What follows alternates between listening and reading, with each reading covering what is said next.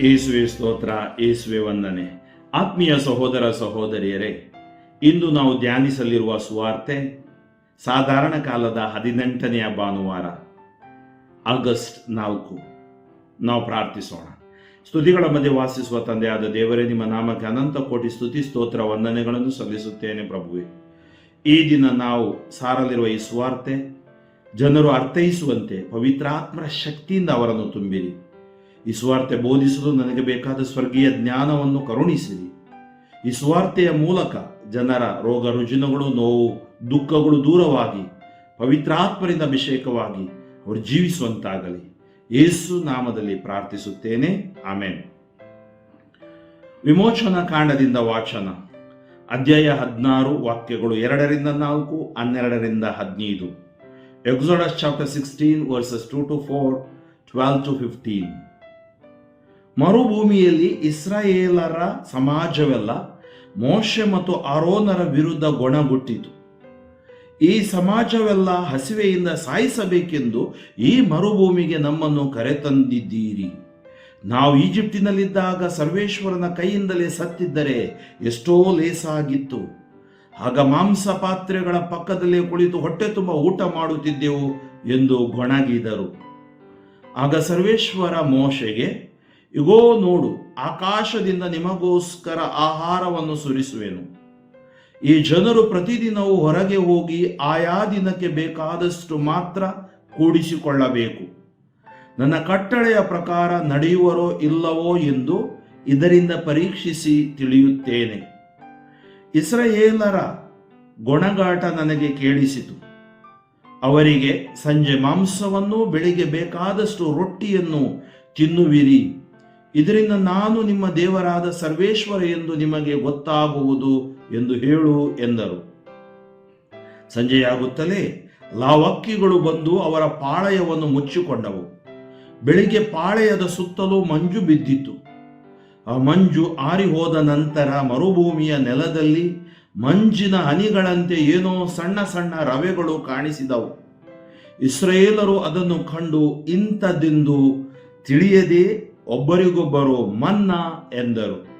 ಅಂದರೆ ಇದೇನಿರಬಹುದೆಂದು ವಿಚಾರಿಸಿದರು. ಕೀರ್ತನೆ 78. ಶ್ಲೋಕ. ಅನುಗ್ರಹಿಸಿದನು ಪ್ರಭು ಸ್ವರ್ಗದ ದವಸ ಧಾನ್ಯವನ್ನು. ಪೇಳುವೆವು ನಾವು ಕೇಳಿ ತಿಳಿದುಕೊಂಡವುಗಳನ್ನೇ, ಪೂರ್ವಜರೆಮಗೆ ತಿಳಿಸಿದ ಸಂಗತಿಗಳನ್ನೇ, ಪ್ರಭುವಿನ ಮಹಿಮೆ ಪರಾಕ್ರಮದ ಪವಾಡಗಳನ್ನೇ ಮರೆಮಾಡೆವು ಅವರ ಸಂತತಿಯಾದ ನಿಮಗೆ. ಅನುಗ್ರಹಿಸಿದನು ಪ್ರಭು ಸ್ವರ್ಗದ ದವಸ ಧಾನ್ಯವನ್ನು. ಮೇಘಮಂಡಲಕ್ಕೆ ಆಜ್ಞೆ ಇತ್ತನಾಥ, ಅಂತರಿಕ್ಷದ ದ್ವಾರಗಳನ್ನು ತೆರೆದನಾಥ. ಸುರಿಸಿದನು ಅವರ ಮೇಲೆ ಉಣಲು ಅನ್ನವನು, ಅನುಗ್ರಹಿಸಿದನು ಸ್ವರ್ಗದ ದವಸ ಧಾನ್ಯವನ್ನು. ಅನುಗ್ರಹಿಸಿದನು ಪ್ರಭು ಸ್ವರ್ಗದ ದವಸ ಧಾನ್ಯವನ್ನು. ನರರಿಗುಣಲು ಕೊಟ್ಟನು ದೇವದೂತರ ಆಹಾರವನು. ಇತ್ತನವರಿಗೆ ತೃಪ್ತಿಕರವಾದ ಔತಣವನು. ಕರೆತಂದನವರನು ತನ್ನ ಪವಿತ್ರ ನಾಡಿಗೆ, ಭುಜಬಲದಿಂದ ಗಳಿಸಿದ ಪರ್ವತ ಸೀಮೆಗೆ. ಅನುಗ್ರಹಿಸಿದನು ಪ್ರಭು ಸ್ವರ್ಗದ ದವಸ ಧಾನ್ಯವನ್ನು. ಪೌಲನು ಎಫೆಸಿಯರಿಗೆ ಬರೆದ ಪತ್ರದಿಂದ ವಾಚನ. ಅಧ್ಯಾಯ 4, ವಾಕ್ಯ 17 ಮತ್ತು 20-24. ಪ್ರಭುವಿನ ಹೆಸರಿನಲ್ಲಿ ನಾನು ನಿಮಗೆ ಒತ್ತಿ ಹೇಳುತ್ತೇನೆ, ಇನ್ನು ಮುಂದೆ ನೀವು ಅನ್ಯ ಜನರಂತೆ ಜೀವಿಸುವುದನ್ನು ತ್ಯಜಿಸಿರಿ. ಅವರ ಆಲೋಚನೆಗಳು ಹುರುಳಿಲ್ಲದವು. ಕ್ರಿಸ್ತ ಯೇಸುವಿನಿಂದ ನೀವು ಇಂಥದ್ದೇನನ್ನು ಕಲಿಯಲಿಲ್ಲ. ಅವರ ವಿಷಯವಾಗಿ ನೀವು ಕೇಳಿದ್ದು ಮತ್ತು ಕಲಿತದ್ದು ಅವರಲ್ಲಿರುವ ಸತ್ಯಕ್ಕೆ ಅನುಸಾರವಾಗಿತ್ತಲ್ಲವೇ? ಆದ್ದರಿಂದ ನೀವು ನಿಮ್ಮ ಹಿಂದಿನ ನಡತೆಯನ್ನು ಅನುಸರಿಸದೆ ಹಳೆಯ ಸ್ವಭಾವವನ್ನು ಕಿತ್ತೊಗೆಯಿರಿ. ಅದು ಕಾಮಾಭಿಲಾಷೆಯಿಂದ ಕಲುಷಿತವಾಗಿದೆ. ನಿಮ್ಮ ಹೃನ್ಮನಗಳು ನವೀಕೃತವಾಗಲಿ, ನೂತನ ಸ್ವಭಾವವನ್ನು ಧರಿಸಿಕೊಳ್ಳಿರಿ. ಇದು ದೇವರ ಅನುರೂಪದಲ್ಲಿ ನಿರ್ಮಿತವಾದ ಸ್ವಭಾವ, ದೇವರೊಂದಿಗೆ ಸತ್ಸಂಬಂಧವುಳ್ಳ ಹಾಗೂ ನೈಜ್ಯವಾದ ಪಾವನ ಸ್ವಭಾವ. ಘೋಷಣೆ. Alleluia, alleluia. ಪಿತನೇ, ಇವರನ್ನು ಸತ್ಯಸಂಧರನ್ನಾಗಿಸಿ ನಿಮ್ಮ ಸೇವೆಗೆ ಮೀಸಲಿಡಿ. ನಿಮ್ಮ ಮಾತೇ ಸತ್ಯ. ಯೋವಾನನು ಬರೆದ ಪವಿತ್ರ ಶುಭ ಸಂದೇಶದಿಂದ ವಾಚನ. ಅಧ್ಯಾಯ 6 ವಾಕ್ಯಗಳು 24ರಿಂದ 35. ಯೇಸುವಾಗಲಿ ಅವರ ಶಿಷ್ಯರಾಗಲಿ ಇಲ್ಲದ್ದನ್ನು ನೋಡಿ ಜನರು ದೋಣಿಗಳನ್ನು ಹತ್ತಿ ಯೇಸುವನ್ನು ಹುಡುಕುತ್ತಾ ಕಫೆರ್ನಹುಮಿಗೆ ಬಂದರು. ಜನರು ಯೇಸು ಸ್ವಾಮಿಯನ್ನು ಸರೋವರದ ಆಚೆ ದಡದಲ್ಲಿ ಕಂಡೊಡನೆ, ಗುರುದೇವ, ತಾವಿಲ್ಲಿಗೆ ಬಂದುದು ಯಾವಾಗ ಎಂದು ಕೇಳಿದರು.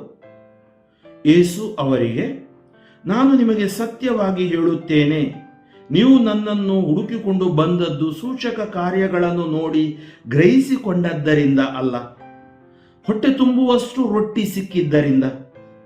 ಅಳಿದು ಹೋಗುವ ಆಹಾರಕ್ಕಾಗಿ ದುಡಿಯಬೇಡಿ, ಉಳಿಯುವ ಮತ್ತು ನಿತ್ಯ ಜೀವವನ್ನು ಈಯುವ ಆಹಾರಕ್ಕಾಗಿ ದುಡಿಯಿರಿ. ಇಂಥ ಆಹಾರವನ್ನು ನಿಮಗೆ ನೀಡುವವನು ನರಪುತ್ರನೇ.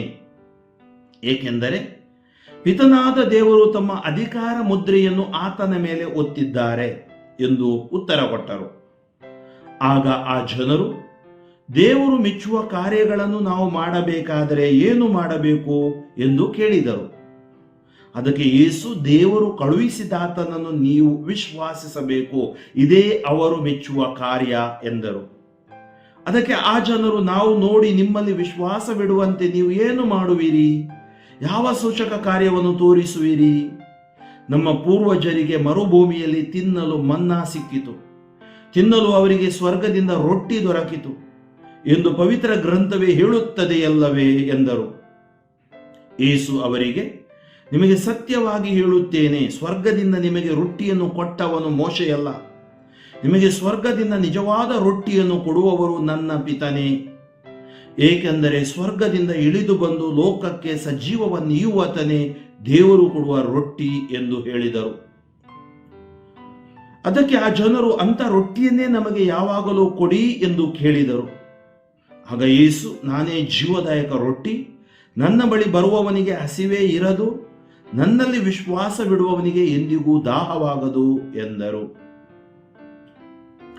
ಪ್ರಭು ಯೇಸುವಿನಲ್ಲಿ ಆತ್ಮೀಯ ಸಹೋದರ ಸಹೋದರಿಯರೇ, ನಾನೇ ಜೀವದಾಯಕ ರೊಟ್ಟಿ. I am the bread of life. ನನ್ನ ಬಳಿಗೆ ಬರುವವನಿಗೆ ಹಸಿವೇ ಇರದು, ನನ್ನಲ್ಲಿ ವಿಶ್ವಾಸವಿಡುವವನಿಗೆ ಎಂದಿಗೂ ದಾಹವಾಗದು. ಆತ್ಮೀಯರೇ, ಯೇಸುವನ್ನು ಅರಿಯದೆ ಲೋಕದ ವ್ಯಕ್ತಿ ಯಾರಾದರೂ ಇದನ್ನು ಕೇಳಿದರೆ ಇದು ಹೇಗೆ ಸಾಧ್ಯ ಎಂಬ ಪ್ರಶ್ನೆ ಮನಸ್ಸಿನಲ್ಲಿ ಮೂಡಬಹುದು. ಆದರೆ ಯೇಸು ಸ್ಯಾಟಿಸ್ಫೈಸ್ ಆರ್ ನೀಡ್ಸ್. ಯೇಸು ನಮ್ಮ ಎಲ್ಲಾ ಅವಶ್ಯಕತೆಗಳನ್ನು ಪೂರೈಸುವರು. ನಾವು ಏನ್ ಮಾಡ್ತೀವಿ ಅಂದ್ರೆ, ಲೋಕದಲ್ಲಿ ಈ ಅವಶ್ಯಕತೆಗಳ ಹಿಂದೆ ಅವಶ್ಯಕತೆ ಇರುವ, ಅವಶ್ಯಕತೆ ಇಲ್ಲದ ವಸ್ತುಗಳ ಹಿಂದೆ ನಮ್ಮ ಜೀವನವನ್ನು ಕಟ್ಟಲು ನೋಡ್ತಾ ಇದ್ದೀವಿ. ಆದರೆ ಆ ಅವಶ್ಯಕತೆಗಳನ್ನು ಪೂರೈಸುವವರು, ಅಗತ್ಯಗಳನ್ನು ನೆರವೇರಿಸುವವರನ್ನು ಮರೆತು ಬಿಡ್ತೀವಿ. ಉದಾಹರಣೆಗೆ, ಲೋಕದಲ್ಲಿರುವಾಗ ಜೀವ ಕೊಟ್ಟಾತನನ್ನು ಮರೆತು ಬಿಡ್ತೀವಿ. ನಾವು ಲೋಕದಲ್ಲಿ ಮುಳುಗಿ ಹೋಗ್ತೀವಿ. ನಮಗೆ ಯಾವಾಗ ಒಂದು ಮನವರಿಕೆ ಆಗಬೇಕು, ಯಾರಾದರೂ ನಮ್ಮ ಪ್ರೀತಿಯ ವ್ಯಕ್ತಿ ಅಸ್ತಂಗತರಾಗ್ತಾರೆ, ದಿವಂಗತರಾಗ್ತಾರೆ, ಅದು ಏನೋ ಟ್ರಾಜಿಡಿ ಆಯಿತು, ಆವಾಗ ಅದು ಕೆಲವು ದಿನಗಳ ಮತ್ತೆ ಮರೀತೀವಿ. ಆದರೆ ಯೇಸುವಿನ ಸಹವಾಸ, ಯೇಸುವಿನ ಸನ್ನಿಧಿ ಹಾಗೆ ಅಲ್ಲ. ಅದಕ್ಕಾಗಿ ಇವತ್ತಿನ ಈ ಶುಭ ಸಂದೇಶ ನಮಗೆ ಸ್ಪಷ್ಟವಾಗಿ ಹೇಳುತ್ತೆ, ದೇವರು ಮೆಚ್ಚುವ ಕಾರ್ಯ ಯಾವುದು, ಹೇಗೆ ಒಬ್ಬ ಕ್ರೈಸ್ತನಾಗಿ ನಾವು ಬಾಳಬೇಕು, ಹೇಗೆ ನಮ್ಮ ಪ್ರೇಷಿತ ಜೀವನವನ್ನು, ಪ್ರೇಷಿತ ಕಾರ್ಯವನ್ನು ನಾವು ಕಟ್ಟಬೇಕು. ದೇವರು ನಮ್ಮನ್ನು ನಡೆಸುತ್ತಾರೆ. God leads us. ದೇವರು ನಮಗೆ ಒದಗಿಸಿ ಕೊಡ್ತಾರೆ. God provides us. ಯೆಹೋವ ಚಿದ್ಕೇನು, ದೇವರೇ, ಯೆಹೋವನೇ, ಸರ್ವೇಶ್ವರನೇ ನಮ್ಮ ಧರ್ಮವಾಗಿರುತ್ತಾನೆ. ಅಂದ್ರೆ ನಾವು ದೇವರಲ್ಲಿ, ಪ್ರಭು ಯೇಸುವಿನಲ್ಲಿ ಆಳವಾದ ವಿಶ್ವಾಸದಲ್ಲಿ ಜೀವಿಸಬೇಕು. ನಾವು ನೋಡಿ ನಡೆಯುವವರಲ್ಲ, ನಂಬಿ ನಡೆಯುವವರು. ವಿಶ್ವಾಸದ ಸತ್ಯಗಳು ನಮಗೆ ಮನವರಿಕೆ ಆಗಬೇಕು. ಮನವರಿಕೆ ಇಲ್ಲದಿದ್ರೆ ಕನವರಿಕೆ ಮಾತ್ರ ಈ ಲೋಕದಲ್ಲಿ. ಅದಕ್ಕಾಗಿ ದೇವರು ಹೇಗೆ ಮನವರಿಕೆ ಮಾಡಿಕೊಡ್ತಾರೆ, ದೇವರು ಹೇಗೆ ಅಗತ್ಯ ಅವಶ್ಯಕತೆಗಳನ್ನು ಪೂರೈಸ್ತಾರೆ. ಮೊದಲನೇ ವಾಚನ, ವಿಮೋಚನಾ ಕಾಂಡದಿಂದ ವಾಚನ. ಈ ದೇವರು ಸರ್ವೇಶ್ವರ ತನ್ನ ಪ್ರಜೆಯನ್ನು ಫರೋಹ ಅರಸನ ಕರಗಳಿಂದ ಬಿಡಿಸಿ ತರ್ತಾರೆ. ಮೋಶೆ ಮುಂದಾಳತ್ವ ವಹಿಸ್ತಾನೆ. ಹೇಗೆ ನಾನು ಇವತ್ತು ಯುವ ನಿರ್ದೇಶನ ಮುಂದಾಳತ್ವ ವಹಿಸಿದ್ದೇನೆ. ಮುಂದಾಳತ್ವ ವಹಿಸುವವನು ದೇವರಲ್ಲಿ ವಿಶ್ವಾಸ ಇರಬೇಕು, ದೇವರೊಡನೆ ಇರಬೇಕು. ಒಬ್ಬ ವಿಚಾರಣೆ ಗುರು ಮುಂದಾಳತ್ವ ವಹಿಸ್ತಾನೆ, ದೇವರೊಡನೆ ಇರಬೇಕು. ಯಾರೇ ಇರಲಿ, ನಾವೆಲ್ಲರೂ ದೇವರನ್ನು ಬಿಟ್ಟು ನಮ್ಮ ಸೇವೆ ಮಾಡಲು ಸಾಧ್ಯವಿಲ್ಲ, ಯೇಸುವನ್ನು ಬಿಟ್ಟು ಮಾಡಲು ಸಾಧ್ಯವಿಲ್ಲ. ದೇವರ ಜೊತೆ ಸಂಬಂಧ ಇಟ್ಕೊಂಡು ಆ ಪ್ರೀತಿಯಲ್ಲಿ ಜೀವಿಸುತ್ತಿದ್ದ ಪ್ರವಾದಿ ಮೋಶೆ. ಇಷ್ಟು ಜನರನ್ನು, ಲಕ್ಷ ಲಕ್ಷ ಜನರನ್ನು ನಡೆಸಬೇಕು. ಅವನು ನಡೆಸುವಾಗ ನೋಡಿ, ಕುಂದುಕೊರತೆ ಇರುತ್ತೆ, ಎಲ್ಲ ಸಿಗುತ್ತೆ. ನಾವು ಈಗ ಉದಾಹರಣೆಗೆ ನಮ್ಮ ವಾಹನದಲ್ಲಿ ಪ್ರಯಾಣಿಸುವುದಕ್ಕೂ ಬಸ್ಸಲ್ಲಿ ಪ್ರಯಾಣಿಸುವುದಕ್ಕೂ ವ್ಯತ್ಯಾಸ ಇರುತ್ತೆ. ನಾವು ಬೈಕಲ್ಲಿ ಹೋಗೋದಕ್ಕೂ ನಡ್ಕೊಂಡು ಹೋಗೋದಕ್ಕೂ ವ್ಯತ್ಯಾಸ ಇರುತ್ತೆ.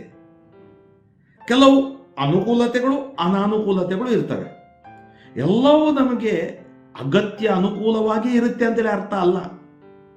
ಆದ್ದರಿಂದ ಇವರು ಗುಲಾಮಗಿರಿಯಲ್ಲಿದ್ದಾಗ ಹೊಟ್ಟೆ ತುಂಬ ಊಟ ಮಾಡ್ತಿದ್ರು, ಸ್ವತಂತ್ರವಿರುವಾಗ ಉಪವಾಸ ಮಾಡಲಾಗುವುದಿಲ್ಲ.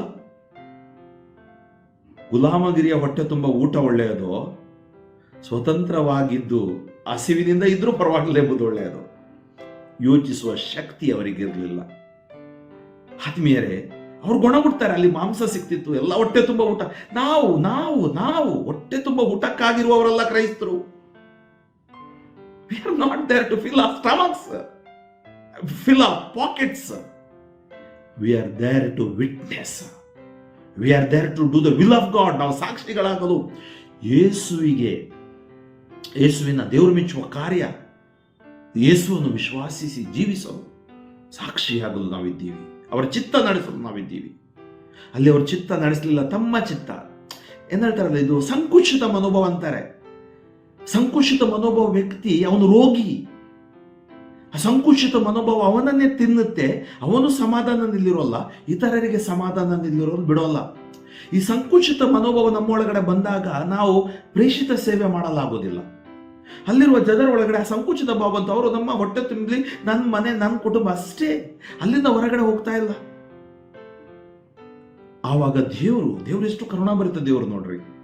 ದೇವರಿಗೆ ಅವರು ಗುಣ ಹುಟ್ಟುವುದು ಇದೆಲ್ಲ ಗೊತ್ತಾಗುತ್ತೆ. ದೇವರಿಗೆ ಕೂಡ ಅವರ ಮೇಲೆ ಕೋಪ ಬರಬಹುದು.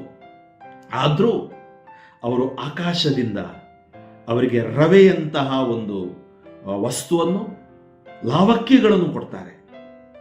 ಅದು ಅವರು ಬೆಳಿಗ್ಗೆ ಹೋಗಿ ಹೆಕ್ಕಿಕೊಂಡು ಬರಬೇಕು, ರೊಟ್ಟಿ ಮಾಡಬೇಕು ಮತ್ತು ಈ ಮಾಂಸದಲ್ಲಿ ಅವರು ತಿನ್ನಬೇಕು. ನೋಡಿ, ಅಂತಹ ದೇವರು ಒದಗಿಸಿಕೊಡುವ ದೇವರು. ಈ ಪ್ರೊವೈಡ್ಸ್. ಆತ್ಮೀಯರ, ಕೆಲವು ಸಾರಿ ಇಷ್ಟು ನಮ್ಮ ಕೈ ಕಟ್ಟಿದಂತಾಗುತ್ತೆ, ನಮಗೆ ಏನಿಲ್ಲ ಎಂಬುದಂತಾಗುತ್ತೆ. ಆದ್ರೆ ದೇವರು ನಮಗೆ ನಡೆಸ್ತಾರೆ ಎಂಬ ದೃಢ ನಂಬಿಕೆ, ದೇವರು ಕೊಟ್ಟೇ ಕೊಡ್ತಾರೆ ಎಂಬ ದೃಢ ನಂಬಿಕೆ, ವಿಶ್ವಾಸ ನಮ್ಮಲ್ಲಿರಬೇಕು. ಮೋಶೆ ನೋಡಿದ ದೇವರ ಅದ್ಭುತ ಶಕ್ತಿ. ಜನರು ಉಂಡರು, ತಿಂದರು, ಸಂತೋಷಪಟ್ಟರು, ಮತ್ತೆ ತಮ್ಮ ಈ ಕಾರ್ಯವನ್ನು ಅಥವಾ ಪ್ರಯಾಣವನ್ನು ಮುಂದುವರಿಸಿದರು. ಅದಕ್ಕೆ ಶ್ಲೋಕದಲ್ಲಿ ನಾವು ಆಲಿಸಿದ, ಅನುಗ್ರಹಿಸಿದನು ಪ್ರಭು ಸ್ವರ್ಗದ ದವಸ ಧಾನ್ಯವನ್ನು. ಇವತ್ತು ನಮಗೆ ಸ್ವರ್ಗದ ದವಸ ಧಾನ್ಯವನ್ನು ಅನುಭವಿಸಿದವರು ದೇವರು. ಎರಡನೇ ವಾಚನದಲ್ಲಿ ನಮಗೆ ಹೇಳ್ತಾ ಇದ್ದಾರೆ, ನಿಮ್ಮ ಹಳೆಯ ಸ್ವಭಾವವನ್ನು ಕಿತ್ತೊಗೆಯಿರಿ. ನೋಡಿ, ಹಳೆಯ ಸ್ವಭಾವ ಅಂದ್ರೆ ಏನು? ಸಂಕುಚಿತ ಮನೋಭಾವ. ಅದೇ ಹೇಳಿದ್ದೇ ಹೇಳೋದು, ಮಾತನಾಡಿದ್ದೇ ಮಾತನಾಡೋದು. ನನಗೆ ಹಾಗೆ ಆಯಿತು, ಹೀಗೆ ಆಯಿತು, ಆ ವರ್ಷ ಈ ವರ್ಷ. ಹಳೆಯದು ಕೆದಕಬೇಡಿ. ಅಲ್ಲಿ ಹಳೆಯದು ಕೆದಕಿದ್ರೆ ಸಿಗುವುದು ಎಲುಬುಗಳು ಮಾತ್ರ. ಆತ್ಮೀಯರೇ, ಹಳೆಯ ಸ್ವಭಾವ. ಒಬ್ಬ ಕ್ರಿಸ್ತನಲ್ಲಿ ನೂತನ ಸ್ವಭಾವ ಬೇಕಾದ್ರೆ ಅವನು ಕ್ರಿಸ್ತಂಬರನಾಗಬೇಕು. ಕ್ರಿಸ್ತನ ಸ್ವಭಾವ ಬಂದಾಗ ನೀವು ಬಲಶಾಲಿಗಳಾಗುವಿರಿ, ಶಕ್ತಿಗಳಾಗುವಿರಿ, ನನ್ನ ಕಟ್ಟ ಕಡೆಗೆ ಸಾಕ್ಷಿಗಳಾಗುವಿರಿ. ಪ್ರೇಷಿತರ ಕಾರ್ಯಕಲಾಪಗಳು 1ನೇ ಅಧ್ಯಾಯ ವಾಕ್ಯ 8. ಹೊಸ ಸ್ವಭಾವ. ಹಳೆಯ ಸ್ವಭಾವ ಯಾವುದು? ಹಿಂದಿನ ನಡತೆ ಯಾವುದು? ಅದು ಕಾಮಾಭಿಲಾಷೆ. ಇವತ್ತು ನೋಡಿ ನಮಗೆ ಅಟ್ಯಾಕ್ ಮಾಡೋದು ಯಾವುದು? ಕಾಮ, ಬ್ಲೂ ಫಿಲ್ಮ್. ಇವತ್ತು ಯಾವುದೇ ಅಂತರ್ಜಾಲ ತೆಗೆದ್ರೂ ಕೂಡ ಅಲ್ಲಿ ನಗ್ನ ಫೋಟೋಗಳು, ಅರೆನಗ್ನ ಫೋಟೋ ಮನುಷ್ಯನ ಮನಸ್ಸು ಹಾಳು ಮಾಡುತ್ತೆ. ಹೇಗೆ ಜಯಿಸ್ಬೋದು? ಅದು ಬದಲಾಯಿಸ್ಲಿಕ್ಕೆ ಆಗೋಲ್ಲ ಬಿಡಿ. ನಾನು ಹೇಗೆ ಬದಲಾಗಬಹುದು? ನನ್ನ ಆಲೋಚನಾ ಲಹರಿ ಹೇಗೆ ಬದಲಾಗಬಹುದು? ನನ್ನ ಮನಸ್ಸು ಹೇಗೆ ಬದಲಾಗಬಹುದು? ನನ್ನ ಜೀವನ ಹೇಗೆ ಬದಲಾಗಬಹುದು? ಅದನ್ನು ನಾನು ನೋಡ್ಬೇಕು. ಹಳೆ ಸ್ವಭಾವ ಕಿತ್ತೊಗೆಯಿರಿ. ಹೇಗೆ ಸಾಧ್ಯ? ಅದು ಕೂಡ ಹೇಳ್ತಾ ಇದ್ದೀನಿ. ಹೇಗೆ ಸಾಧ್ಯ ಅಂತೇಳಿ ಮುಂದೆ ಹೇಳ್ತಾ ಇದ್ದಾರೆ. ಅದು ಕಾಮಾಬೈಲೇಶದಿಂದ ಕಲುಷಿತವಾಗಿದೆ. ನಿಮ್ಮ ಹೃನ್ಮನಗಳು ಅಂದರೆ ಅರ್ಥ ಏನು?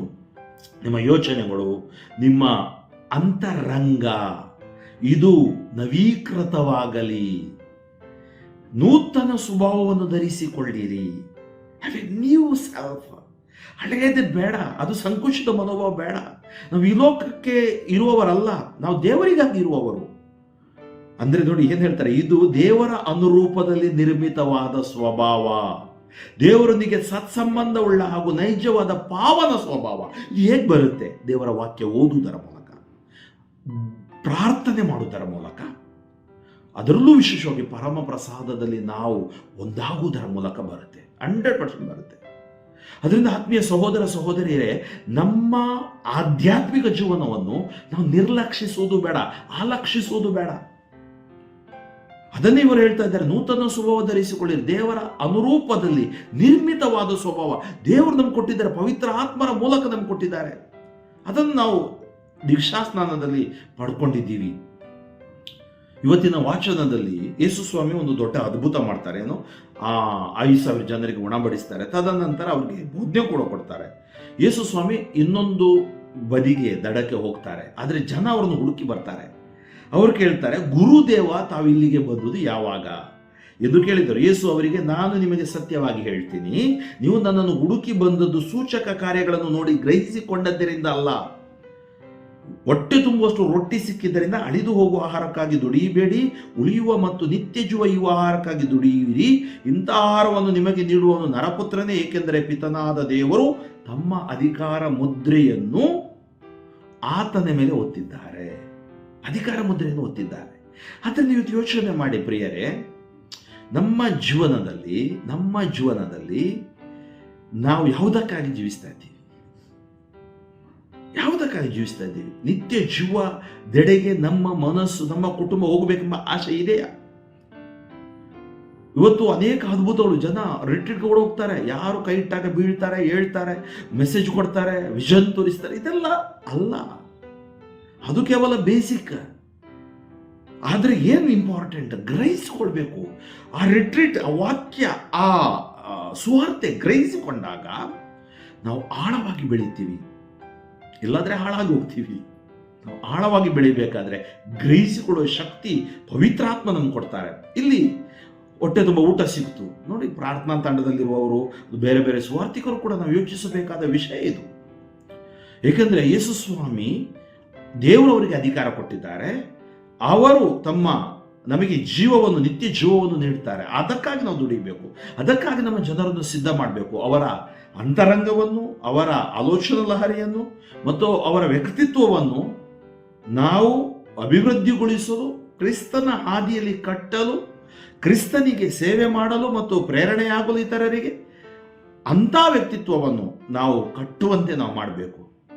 ಮುಂದುವರಿಸಿ ಹೇಳ್ತಾ ಇದ್ದಾರೆ, ಜನರು ಕೇಳ್ತಾ ಇದ್ದಾರೆ, ದೇವರು ಮೆಚ್ಚುವ ಕಾರ್ಯಗಳನ್ನು ಮಾಡಬೇಕಾದ್ರೆ ನಾವು ಏನು ಮಾಡಬೇಕು? ಅದಕ್ಕೆ ಅವ್ರು ಹೇಳ್ತಾರೆ, ನಾವು ದೇವರು ಕಳುಹಿಸಿದ ಆತನನ್ನು ನೀವು ವಿಶ್ವಾಸಿಸಬೇಕು. ಪ್ರಭು ಯೇಸುವಿನಲ್ಲಿ ವಿಶ್ವಾಸ ಬಿಡು, ನೀನು ನಿನ್ನ ಕುಟುಂಬವು ರಕ್ಷಣೆ ಹೊಂದುವುದು. ತದನಂತರ ಅವರು ಅದು ಅರ್ಥ ಮಾಡ್ಕೊಳ್ಳಿಲ್ಲ. ಅವ್ರು ಹೇಳ್ತಾರೆ, ವಿಶ್ವಾಸಗಳು ಯಾವ ಸೂಚಕ ಕಾರ್ಯ ಮಾಡ್ತೀರಿ? ನಮಗೆ ಮೋಶೆ ಮನ್ನಾ ಕೊಟ್ಟರು. ಆವಾಗ ಯೇಸು ಸ್ವಾಮಿ ಅವರು, ಸರಿ ಮೋಶೆ ಕೊಟ್ಟಿದ್ದಲ್ಲ, ಸರ್ವೇಶ್ವರ ಮನ್ನಾ ಕೊಟ್ಟರು. ಆದರೆ ಅವ್ರು ಹೇಳ್ತಾರೆ, ಅಂತ ರೊಟ್ಟಿ ನಮ್ಗೆ ಕೊಡಿ. ಮತ್ತೆ ಅವರು ಏನು ಹೇಳ್ತಾರೆ, ಮೊದಲ ಪಾಯಿಂಟಿಗೆ ಬರ್ತಾರೆ. ಅಂದರೆ ಆಹಾರ ತಿನ್ನುವುದು. ಕೆಲವು ಸರಿ ನಾವು ಯೋಚನೆ ನಾವು ಹೊಟ್ಟೆ ತುಂಬುವುದಕ್ಕಾಗಿ ದೇವಾಲಯಕ್ಕೆ ಬರುತ್ತಾ ಇಲ್ಲ. ಆಹಾರ ನಾವು ಎಲ್ಲರೂ ಮಾಡ್ತೀವಿ, ಯಾರು ಮನೆಯಲ್ಲಿ ಆಹಾರ ಮಾಡೋಲ್ಲ. ಬೇಕಾದರೆ ಅವರಿಗೆ ಬೇಕಾದ್ರೆ ಬಿರಿಯಾನಿ ಮಾಡಿ ಕೂಡ ತಿನ್ಬಹುದು. ಆಹಾರಕ್ಕೆ ಬರೋಲ್ಲ. ಅದು ಮೊದಲ ಸ್ಥಳ ಅಲ್ಲ. ಮೊದಲ ಆಹಾರ ಪರಮ ಪ್ರಸಾದ. ಆ ಆಹಾರಕ್ಕೆ ಎಷ್ಟು ಮಂದಿ ಕಾತುರರಾಗಿ ಆತುರದಿಂದ ಬರ್ತೀವಿ. ಯೇಸು ಹೇಳ್ತಾರೆ, ಅಳಿದು ಹೋಗುವ ರೊಟ್ಟಿಗಾಗಿ ನೀವು ದುಡಿಬೇಡಿ, ನಿತ್ಯ ಜೀವ ಕೊಡುವ ನಾವು ಯೋಚನೆ ಮಾಡೋ ಪ್ರತಿಯೊಬ್ಬರು, ನಾನು ಇವತ್ತು ನಿತ್ಯ ಜೀವದ ಹಾದಿಯಲ್ಲಿ ಜೀವಿಸ್ತಾ ಇದ್ದೀನ, ನನ್ನ ಆಲೋಚನಾ ಲಹರಿ, ನನ್ನ ಜೀವನ ನಿತ್ಯ ಜೀವದ ಹಾದಿಯಲ್ಲಿ ಇದೆನಾ, ಅಥವಾ ನಾನು ನನ್ನ ಸ್ವಾರ್ಥಕ್ಕಾಗಿ ಜೀವಿಸ್ತಾ ಇದ್ದೀನ? ಅದು ಸಂಕುಚಿತ ಮನೋಭಾವ. ಅವಾಗ ಯೇಸು ಸ್ವಾಮಿ ಹೇಳ್ತಾರೆ, ಸಜೀವವನ್ನು ಇವತ್ತನ್ನು ನಿಮಗೆ ಪಿತಾನೇ, ದೇವರು ಕೊಡುವ ರೊಟ್ಟಿ, ನಿಜವಾದ ರೊಟ್ಟಿ ಸ್ವರ್ಗದಿಂದ ಅವರು ಕೊಡ್ತಾರೆ. ಅಂದರೆ ಯೇಸು ಬಗ್ಗೆ ಹೇಳ್ತಾ ಇದ್ದಾರೆ. ಅಂಥ ರೊಟ್ಟಿಯನ್ನೇ ನಮಗೆ ಯಾವಾಗಲೂ ಕೊಡಿ. ನಂಗೆ ಗೊತ್ತಿಲ್ಲ ಅವರಿಗೆ ಅರ್ಥ ಆಯ್ತಾ ಇಲ್ವ ಅಂತೇಳಿ. ಯೇಸು ಹೇಳ್ತಾರೆ, ನಾನೇ ಜೀವದಾಯಕ ರೊಟ್ಟಿ, ಜೀವದಾಯಕ ರೊಟ್ಟಿ. ನನ್ನ ಮಾತು ಜೀವದಾಯಕ, ನನ್ನ ಪ್ರಸನ್ನತೆ ಸನ್ನಿಧಿ ಜೀವದಾಯಕ. ನೀವು ಮನೆಯಲ್ಲಿ ಕೂತ್ಕೊಂಡು ಪ್ರಾರ್ಥನೆ ಮಾಡುವಾಗ ಜೀವದಾಯಕ ಯೇಸು ಅಲ್ಲಿ ಇರ್ತಾರೆ. ದೇವಾಲಯದಲ್ಲಿ ನೀವು ಬರುವಾಗ ಜೀವದಾಯಕ ಸ್ಪರ್ಶ ನಿಮಗಾಗುತ್ತೆ. ಪ್ರತಿ ಪ್ರಾರ್ಥನಾ ಕೂಟದಲ್ಲೂ ಇದು ನಿಮಗೆ ಆಗುತ್ತೆ. ನಾನೇ ಜೀವದಾಯಕ ರೊಟ್ಟಿ. ನನ್ನ ಬಳಿಗೆ ಬರುವವನಿಗೆ ಹಸಿವೇ ಇರದು, ನನ್ನಲ್ಲಿ ವಿಶ್ವಾಸ ಇಡುವವನಿಗೆ ದಾಹವಾಗುವುದು. ಯಾವ ಹಸಿವು? ಈ ಲೋಕದ ಹಸಿವು, ಹಣ, ವಜ್ರ, ವೈಡೂರ್ಯ, ಆಸ್ತಿ, ಅಂತಸ್ತು, ಅಧಿಕಾರ, ದಾಹ, ಇದೆಲ್ಲ ಈ ದಾಹಗಳು, ಕಾಮ, ಕ್ರೋಧ, ಮದ, ಮತ್ಸರ, ಇಂಥವುಗಳೆಲ್ಲ ನಮ್ಮೊಳಗೆ ಹೊಟ್ಟೆ ಕಿಚ್ಚು, ಇದೆಲ್ಲ ಬರುವುದಿಲ್ಲ. ನನ್ನಲ್ಲಿಗೆ ಬರುವವನಿಗೆ ಹಸಿವೇ ಇರದು. ಈ ವಿಲ್ ಬಿ ಫ್ರೀ, ಸ್ವತಂತ್ರರಾಗಿರ್ತಾರೆ. ಇವತ್ತು ಎಷ್ಟೋ ವಿಷಯಗಳು ನಮ್ಮನ್ನು ಆಳ್ತಾ ಇವೆ. ನಾವು ದುರ್ಬಲರಾಗ್ತಾ ಇದ್ದೀವಿ. ನಾವು ಬಲಿಷ್ಠರಾಗೋದು ಬಿಟ್ಟು ದುರ್ಬಲರಾಗ್ತಾ ಇದ್ದೀವಿ. ಮನಸ್ಸಿನಲ್ಲಿ ನಕಾರಾತ್ಮಕ ಚಿಂತನೆಗಳು, ಅಲ್ಲಿ ಓದಿದ್ದು, ಅಲ್ಲಿ ನೋಡಿದ್ದು, ಇದೆಲ್ಲ ವೈರಸ್ಗಳು ಒಳಗಡೆ ಹೋಗ್ತವೆ. ಆದರೆ ಇವತ್ತು ನಮಗೆ ಯೇಸು ಸ್ವಾಮಿ ಬಿಡುಗಡೆ ಕೊಡ್ತಾರೆ, ಭರವಸೆ ಯೇಸುವಾಗಿದ್ದಾರೆ. ಜೀವದಾಯಕ ರೊಟ್ಟಿ, ಹೊಸ ವ್ಯಕ್ತಿತ್ವ, ಹೊಸ ಅಂತರಂಗ, ಹೊಸ ಆಲೋಚನೆಗಳನ್ನು ಕೊಡ್ತಾರೆ. ಅದಕ್ಕೆ ನಾವು ದೇವರ ವಾಕ್ಯದಲ್ಲಿ ಇಳಿಯೋಣ, ದೇವರ ವಾಕ್ಯದಲ್ಲಿ ಬೆಳೆಯೋಣ, ನಮ್ಮ ಸಂಸ್ಕಾರಗಳಲ್ಲಿ ಬಲವಾಗಿರೋಣ, ದೇವರ 10 ಆಜ್ಞೆಗಳ ಪ್ರಕಾರ ನಮ್ಮ ಜೀವನವನ್ನು ನಾವು ಜೀವಿಸೋಣ. ಮಾತ್ರವಲ್ಲ, ನಮಗೆ ಅನೇಕ ಅವಕಾಶಗಳಿವೆ. ಧರ್ಮ ಕೇಂದ್ರದಲ್ಲಿ ನಮ್ಮ ಪಾಲನಾ ಪರಿಷತ್ತು, ಆರ್ಥಿಕ ಸಮಿತಿ, ICYM ಯುವ ಸಂಚಲನ, YCS ಯುವ ವಿದ್ಯಾರ್ಥಿ ಸಂಚಲನ, SVP ವಿನ್ಸೆಂಟ್ ದೆ ಪೌಲ್ ಸೊಸೈಟಿ ಹಾಗೂ ಲೀಜನ್ ಆಫ್ ಮೇರಿ, ಕಥೋಲಿಕ್ ಸಭಾ, ಅನೇಕ ವಿಷಯಗಳು. ಇದು ಯಾಕೆ? ನಾವು ಜೀವದಾಯಕ ರೊಟ್ಟಿ ಪಡೆದ ನಾವು ಯೇಸುವಿಗೆ ಸಾಕ್ಷಿಯಾಗದು. ಅಲ್ಲಿಯೂ ಕೂಡ ದೇವರ ಪ್ರಸನ್ನತೆ ಇದೆ. ಅಲ್ಲಿಯ ವಾತಾವರಣ ಕಲುಷಿತವಾಗಬಾರ್ದು. ಅಲ್ಲಿಯ ವಾತಾವರಣ ಪವಿತ್ರತೆಯಲ್ಲಿದ್ದಾಗ ನಮ್ಮ ಅವಶ್ಯಕತೆಗಳನ್ನು, ನಮ್ಮ ಧರ್ಮ ಕೇಂದ್ರದ, ನಮ್ಮ ಜೀವನದ ಅವಶ್ಯಕತೆಗಳನ್ನು ದೇವರು ಪೂರೈಸುವರು, ಎಲ್ಲ ಅವಶ್ಯಕತೆಯನ್ನು ಒದಗಿಸಿಕೊಡುವರು. ಆ ನಿಟ್ಟಿನಲ್ಲಿ ಆತ್ಮೀಯರೇ ನಾವು ಪ್ರಾರ್ಥಿಸೋಣ ಮತ್ತು ನಮ್ಮ ಜೀವನವನ್ನು ಪ್ರಭುವಿಗಾಗಿ ಸಮರ್ಪಿಸೋಣ. ಸ್ತುತಿಗಳ ಮಧ್ಯೆ ವಾಸಿಸುವ ತಂದೆಯಾದ ದೇವರೇ, ನಿಮ್ಮ ನಾಮಕ್ಕೆ ಅನಂತ ಕೋಟಿ ಸ್ತುತಿ ಸ್ತೋತ್ರ ವಂದನೆಗಳನ್ನು ಸಲ್ಲಿಸುತ್ತೇನೆ ಪ್ರಭುವೆ. ನಿಮ್ಮ ನಾಮಕ್ಕೆ ಮಹಿಮೆ ಸಲ್ಲಿಸುತ್ತೇನೆ ಪ್ರಭುವೆ. ಈ ದಿನ ನಿಮ್ಮ ಸ್ವಾರ್ಥೆಯನ್ನು ನಾನು ಬೋಧಿಸಿದ್ದೀನಿ. ನನ್ನ ಜನರಿಗಾಗಿ, ವಿಶೇಷವಾಗಿ ನನ್ನ ಯುವಕ ಯುವತಿಯರಿಗಾಗಿ ಪ್ರಾರ್ಥಿಸ್ತಾ ಇದ್ದೀನಿ, ಕುಟುಂಬಗಳಿಗಾಗಿ ಪ್ರಾರ್ಥಿಸ್ತಾ ಇದ್ದೀನಿ. ನಿಮ್ಮ ಕರುಣೆ ಕೃಪೆದಯ ಹಿಡಿದು ಬರದಿ ನೀವೇ ರಕ್ಷಕರು ಎಂದು ಅಂಗೀಕರಿಸಿ, ನಿಮ್ಮಲ್ಲಿ ವಿಶ್ವಾಸವಿಟ್ಟು ತಮ್ಮ ಜೀವನವನ್ನು, ವ್ಯಕ್ತಿತ್ವವನ್ನು ನೂತನಗೊಳಿಸಿ, ಹಳೆಯ ಸ್ವಭಾವ, ಪಾಪಮಯ ಸ್ವಭಾವವನ್ನು ಕಿತ್ತೊಸೆದು ಈ ಲೋಕಕರವಾಗಿ ಜೀವಿಸದೆ ಸ್ವರ್ಗೀಯ ಮಕ್ಕಳಾಗಿ ಜೀವಿಸುವಂತೆ, ನಿತ್ಯ ಜೀವದ ಶಕ್ತಿಯನ್ನು ಅವರು ಹೊಂದುವಂತೆ, ನಿತ್ಯ ಜೀವಕ್ಕೆ ತಮ್ಮಲ್ಲಿ ಸಿದ್ಧಪಡಿಸುವಂತೆ ಈ ವಾಕ್ಯಗಳು ಅವರನ್ನು ಸ್ಪರ್ಶಿಸದೆ, ಅವರ ದೇಹ, ಆತ್ಮ, ಮನಸ್ಸು, ಅವರಲ್ಲಿ ಅಂಧಕಾರ ಬಂಧನಗಳು, ರೋಗ ರುಜಿನಗಳು, ಮಾರಣಾಂತಿಕ ಕಾಯಿಲೆಗಳು, ಅಂಧಕಾರ ಆತ್ಮಹತ್ಯೆ ಚಿಂತೆಗಳು, ಸಾಲ ಸೋಲುಗಳು ಯೇಸು ನಾಮದಲ್ಲಿ ಬಿಟ್ಟು ಸುಟ್ಟು ಬುದಿಯಾಗಲಿ. Touch them Lord, anoint them Lord, heal them Lord. Jesus name I pray. ಯೇಸು ನಾಮದಲ್ಲಿ ನಿಮಗೆ ಜಯ, ಯೇಸು ವಾಕ್ಯದಲ್ಲಿ ನಿಮಗೆ ಬಿಡುಗಡೆ, ಯೇಸು ವಾಕ್ಯದಲ್ಲಿ ಸೌಖ್ಯ. ಸರ್ವಶಕ್ತ ದೇವರಾದ ಪಿತಾ ಮತ್ತು ಸುತ ಪವಿತ್ರಾತ್ಮರು ನಿಮ್ಮನ್ನು ಆಶೀರ್ವದಿಸಲಿ. ಫಾದರ್ ಫ್ರಾಂಕ್ಲಿನ್ ಡಿಸೋಜ, ಶಿವಮೊಗ್ಗ ಧರ್ಮಕ್ಷೇತ್ರ. ದಯಮಾಡಿ ನನಗಾಗಿಯೂ ನನ್ನ ಸ್ವಾರ್ಥ ಸೇವೆಗಾಗಿಯೂ ಪ್ರಾರ್ಥಿಸಿರಿ. ಅನೇಕ ಜವಾಬ್ದಾರಿಗಳನ್ನು ನನಗೆ ಧರ್ಮಸಭೆ ಕೊಟ್ಟಿದೆ. ಮೊದಲನೇದಾಗಿ ಕರ್ನಾಟಕ ರಾಜ್ಯದ ಕರಸ್ಮ್ಯಾಟಿಕ್ ಸಂಚಲನದ ಆಧ್ಯಾತ್ಮಿಕ ನಿರ್ದೇಶಕನಾಗಿ, ಶಿವಮೊಗ್ಗ ಧರ್ಮಕ್ಷೇತ್ರದ ಕರಸ್ಮ್ಯಾಟಿಕ್ ಸಂಚಲನದ ಆಧ್ಯಾತ್ಮಿಕ ನಿರ್ದೇಶಕನಾಗಿ, ಯುವ ಜನ ನಿರ್ದೇಶಕನಾಗಿ ICYM ಮತ್ತು YCS, SVP ವಿನ್ಸೆಂಟ್ ದೆ ಪೌಲ್ ಆಧ್ಯಾತ್ಮಿಕ ನಿರ್ದೇಶಕನಾಗಿ ಹಾಗೂ ಲೀಜನ್ ಆಫ್ ಮೇರಿ ಆಧ್ಯಾತ್ಮಿಕ ನಿರ್ದೇಶಕನಾಗಿ ಮತ್ತು ದೈವ ಕರೆ ಮತ್ತು ತರಬೇತಿಯ ನಿರ್ದೇಶಕನಾಗಿ ನನಗೆ ಈ ಜವಾಬ್ದಾರಿಗಳನ್ನು ದೇವರು ನನಗೆ ದಯಪಾಲಿಸಿದ್ದಾರೆ.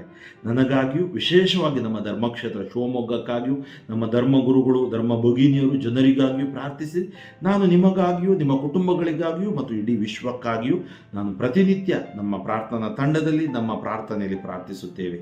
ಸಾಧ್ಯವಾದಷ್ಟು ಜನರಿಗೆ ಸಂದೇಶವನ್ನು ಹಂಚಿಕೊಳ್ಳಿ ಮತ್ತು ಅವರೂ ಕೂಡ ಪ್ರಭುವಿನ ಪ್ರೀತಿಯಲ್ಲಿ ತುಂಬಿ ಪ್ರಭುವಿಗೆ ಸಾಕ್ಷಿಯಾಗಿ ನಿತ್ಯ ಜೀವಕ್ಕೆ ತಮ್ಮನ್ನೇ ಸಿದ್ಧಪಡಿಸಿಕೊಳ್ಳಲೆಂಬುದೇ ನನ್ನ ಆಶಯ. ವಂದನೆಗಳೊಂದಿಗೆ ಫಾದರ್ ಫ್ರಾಂಕ್ಲಿನ್.